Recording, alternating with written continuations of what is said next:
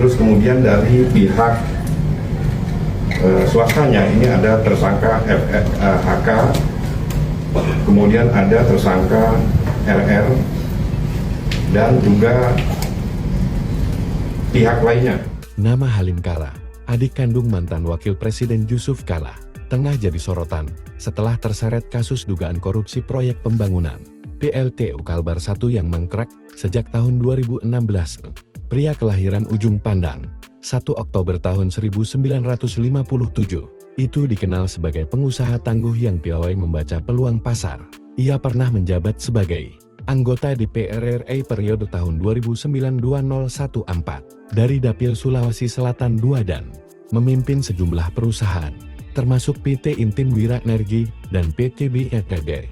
Lulusan State University of New York at Buffalo ini dikenal inovatif dalam bisnis. Pada tahun 2006, ia memperkenalkan Digital Cinema System DCS di Indonesia, yang menjadi tonggak modernisasi industri perfilman nasional.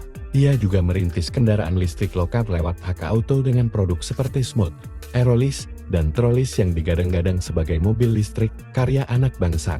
Namun, reputasi bisnisnya kini tercoreng. Berdasarkan penyelidikan Bareskrim Polri, proyek PLTU Kalbar 1 yang dilelang pada tahun 2008 dan dimenangkan oleh konsorsium KSUBRN di bawah pimpinan Halim Kala, dinilai penuh kejanggalan.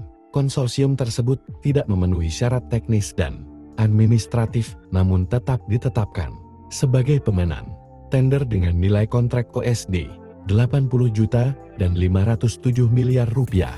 Seluruh pekerjaan bahkan dialihkan ke perusahaan asal Tiongkok tanpa dasar hukum yang sah. Proyek pun mangkrak dan tak bisa dimanfaatkan. Meski kontrak telah direvisi hingga 10 kali, BPKRI mencatat indikasi kerugian negara mencapai plus 62,41 juta dan 323,2 rupiah miliar. Polri kini juga menelusuri dugaan aliran dana suap dari konsorsium BNN kepada sejumlah pihak. Kasus yang semula ditangani Polda Kalbar sejak tahun 2021 kini diambil alih oleh Bareskrim Polri sejak November tahun 2024. Meski belum ada penahanan, polisi memastikan telah melakukan pencegahan agar para tersangka tidak melarikan diri.